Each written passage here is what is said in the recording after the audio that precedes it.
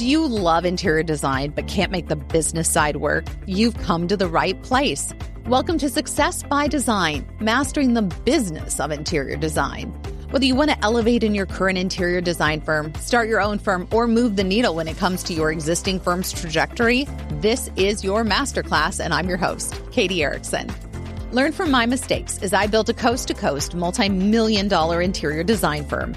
I share nearly 20 years of serving as a university professor of undergraduate and graduate business courses with you. And best of all, I bring in experts in all things business and interior design. Class starts now. Welcome back to Success by Design, the podcast where we talk about building a thriving interior design business that works for you without burnout, without second guessing, and without feeling like you are constantly stuck in your own head.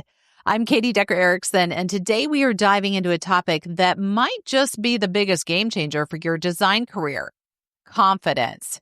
But before we jump in, let's play a little game called Two Truths and a Lie. Are you ready? All right, here we go. Statement 1, truths or lies, you decide. The more confident someone is, the more likely they are to doubt themselves. Yes, it's that pesky imposter syndrome.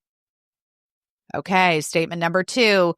Confidence can only be developed in big, bold leaps outside your comfort zone.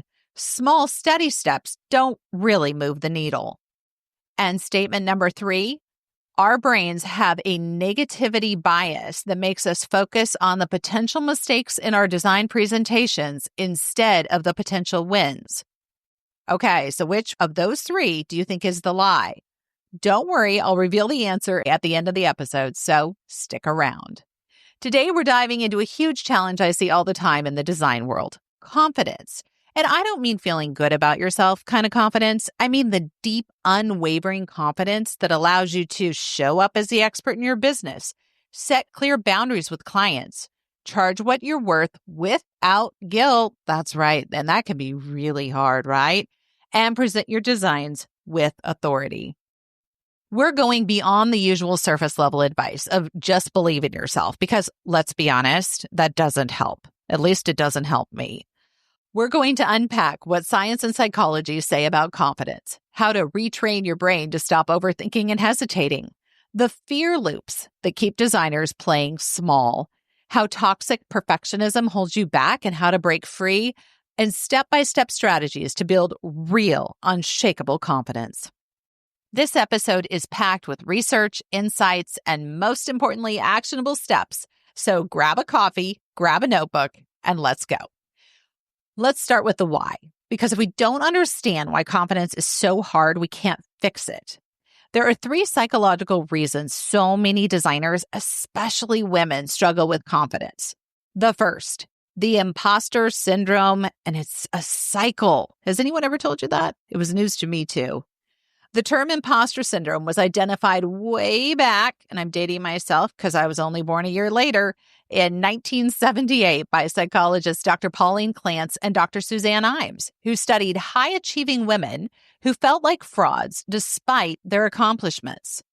The research showed that the more competent a person is, the more likely they are to doubt themselves. So what's going on in the brain?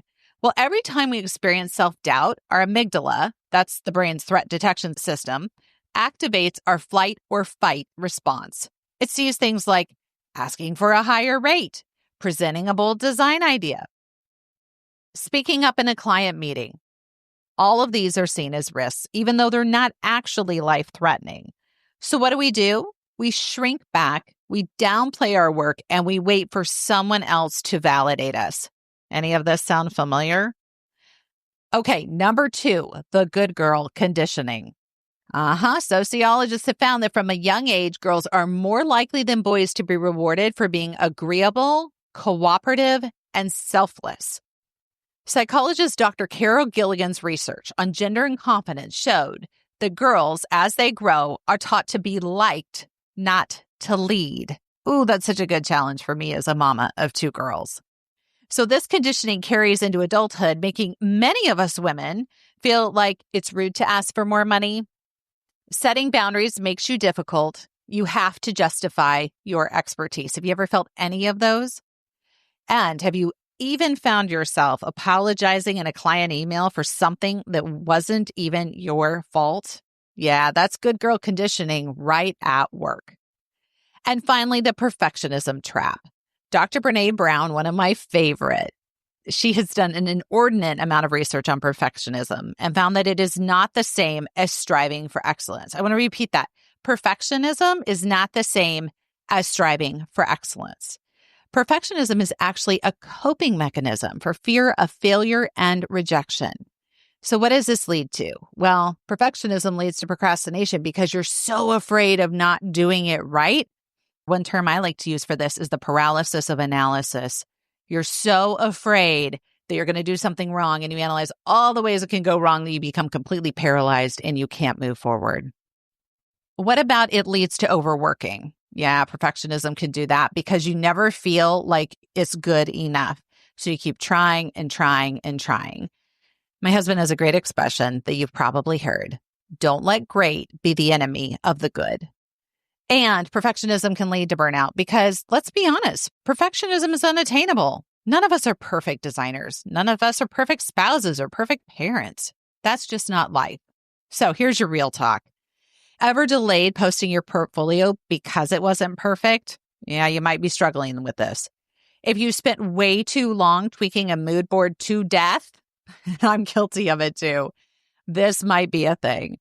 And if you've kept yourself from raising your rates because you felt you weren't ready yet, that's perfectionism holding you back.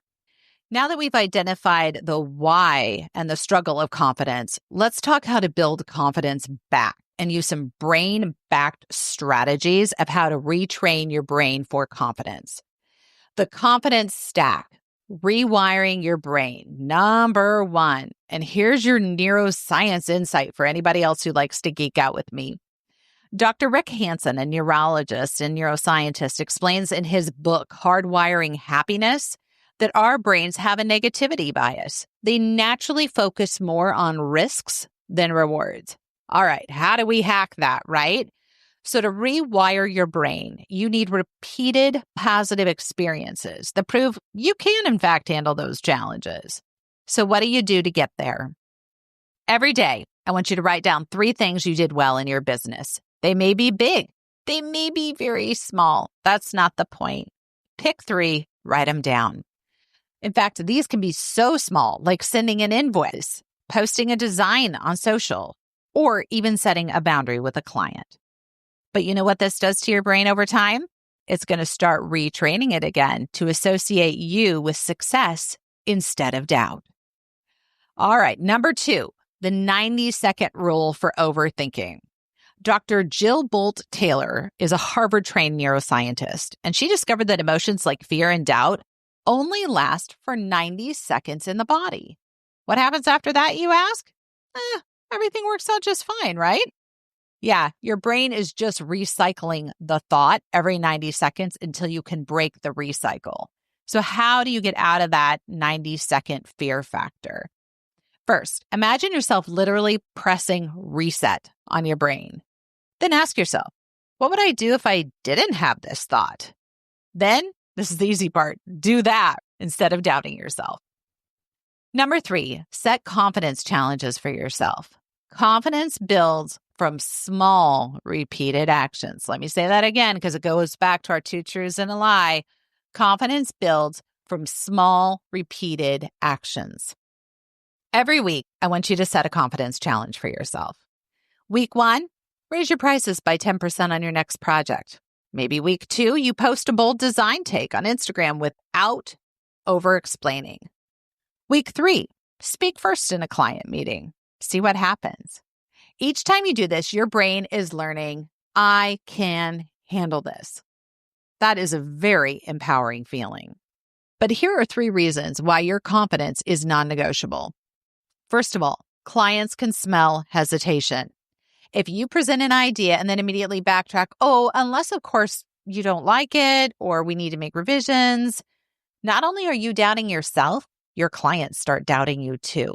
So confidence helps you guide them effectively. Also, your rates depend on it. Trying to raise fees when you're secretly convinced that you're not worth it is kind of like trying to sell ice cubes in the Arctic. Confidence is the key to charging what your expertise is truly worth. And third, boundary setting becomes a lot easier when you feel confident. You can say no, whether that's scope creep, weekend texts, yeah, I've been there, or a paint color that reminds them of expired guacamole. It is much easier to say no when you know that you can say no. As redundant as that sounds, it's real. So picture yourself finally telling that overly chatty client, and I'm sure no one has any pictures coming to mind, my business hours end at 5 p.m. After that, I morph into a pumpkin with no Wi-Fi. Remember, it's not what you say in life, it's how you say it. And so setting a good boundary with a little bit of humor can go a really long way when it comes to not only being real, but respecting yourself and asking your clients to do the same. All right, fresh brain back strategies for you. We've got 4 novel strategies, no repeats from previous episodes, so buckle up. First one, borrow confidence from your future self. Okay, here's the concept. Visualize yourself 1 year from now, having already tackled the big hurdles. Maybe you've presented to high-profile clients, or you've even doubled your design fees. How do you get there? Write a short letter from your future self to your current self describing all that you've achieved. And read it before you do anything nerve-wracking like negotiating a contract. Start the letter with, "Hey, past me, I'm sending greetings from the land of 5-figure design packages or 6-figure design packages." You have an opportunity here to talk yourself into your own success. In psychology, we call this a self-fulfilling prophecy. You have a chance to position yourself for success, and only you can do that. Why does this work? You're tricking your brain into feeling capable based on a possible reality, kind of like method acting, but for design pros. Number 2, the 5-4-3-2-1 rule. The concept, I love this lady, Mel Robbins. She has a countdown approach. It's a self-interruption tactic before we start spinning off and overthinking. Yeah, I've never done that either. Please note the sarcasm, right? We all overthink. It's just the way our brains work. So how do we interrupt that? When you find yourself spiraling over whether your sofa fabric is too chartreuse, or whether the client's going to be mad about X, or whether you are going to get upset with the GC about problem number Y, count backward from 5 to 1. On 1, take a concrete action. Finalize that choice, send that email, pick up the phone and call that contractor, or show the client that sample. Blast off is your action. This is your design rocket, just like NASA. Sometimes you need that mental countdown to launch into some of the greatest work you'll ever do. Why does this work? Well, it's short-circuiting paralysis of analysis and moves you into action before fear gets comfy. The last thing we want is fear to get comfy. Let's leave that for the designs, right? Number 3, the live design challenge on social media. Public accountability can really skyrocket your confidence. So I challenge you, show real-time design decisions in small videos or live streams. So once a week, go live on Insta and tackle a mini design dilemma like picking hardware or accent pillows or grout thicknesses, something unique. And then embrace the Q&A if someone asks tough questions. Address them head on. Remember, you are the subject matter expert. You know more than you think you do, and challenging yourself in this way allows you to see your own confidence grow. So, emphasize you'll only answer questions that don't involve pineapple on pizza, or at least design palettes that look like it. Make sure you keep everybody on topic and keep it real, but the reality is you have an opportunity here to really showcase who you are. Why does this work? You're putting yourself out there, and I know that is the scariest thing of all. I struggle with it too. Here's the thing. We're putting ourselves out there with flaws, weird lighting potentially, and possibly criticism, which none of us like, right? But what happens when you do put yourself out there is you prove to your brain that you can stand up in real time and address ideas, and that your ideas are valid, worth merit, and meet the needs of your audience. Okay, number 4, the email of clarity for boundaries. The idea here is that confidence thrives on boundaries and boundaries need clarity. I'm going to say that one more time. Confidence thrives on boundaries and boundaries need clarity. So I want you to think about drafting a standard welcome email that outlines your communication policy, office hours, scope of services. If you do not have this out of the gate, you need to come book a personal strategy session with me. This is all about setting expectations. You should have a welcome packet that goes to every new client so they know exactly how you work. As I always like to say, no one likes surprises after their 12th birthday. And the same is true here. Set the boundaries out of the gate so it really positions the client for success and they don't have to run into that boundary before they realize it's there. So you can take a very humorous angle with this again. If you want to keep it light and you're wanting to avoid feeling confrontational, you could say, if you email me after 7 o'clock, my cat takes over my inbox. And trust me, he's not great with design inquiries. There are so many different ways that you can play this that are true to your character and still let clients know exactly where the boundary stands. Why does this work? Being upfront spares you the guilt and frustration of setting boundaries halfway through a project. Remember at the top of the show, I gave you 2 truths and a lie. Let's revisit those. So statement number 1 was the more competent someone is, the more likely they are to doubt themselves. Sounds like imposter syndrome. Statement number 2 was confidence can only be developed in big, bold leaps outside your comfort zone. Small steps, well, they don't really count. Statement number 3, our brains have a negativity bias that makes us focus on the potential fails in our design pitches instead of the potential wins. All right, get out your virtual drum roll.